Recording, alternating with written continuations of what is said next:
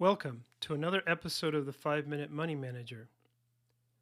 Happiness research indicates that we humans are not very good at predicting what will bring us happiness. Many people follow their gut instincts to determine how to spend their time and money. But our gut instincts are more often than not based on emotions, not intellect. This is why advertisers spend so much time trying to shape our emotions regarding goods and services. As one advertising website put it, studies have shown that the majority of the time, it is our emotions that influence us to make decisions and buy products. So while your gut may tell you that a certain product or service will make you happy, there's a high probability that it won't. For example, I know a family who bought a new boat a few years ago. They realized that they really couldn't afford a new boat. I have to give them credit for that. So they convinced another family, friends of theirs, to purchase the boat together. Now, joint ownership of anything can lead to its own problems, and it did. But they also found out that having, using, and maintaining a boat did not lead to the happiness they thought it would. At first it was exciting, but over time the boat did not have the same appeal. And then there were the clashes with their co-owners about the times each could use the boat, and also about the ongoing costs of upkeep.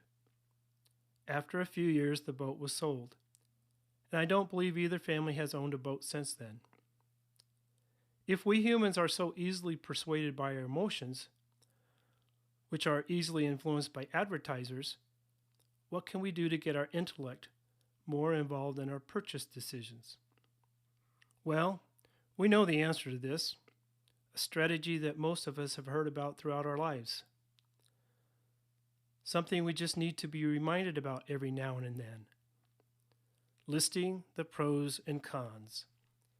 You can do this electronically or the old-fashioned way with paper and pencil. Divide your page into 2 columns. In one column, list all the positive things associated with owning the item you are interested in purchasing. In the other column, list all the negative things associated with the proposed purchase. When considering the pros and cons, you'll want to gather as much information as you reasonably can.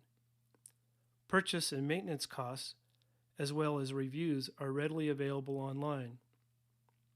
Additionally, you may want to talk to people you know who have already purchased the product to get their thoughts and feelings on owning the item.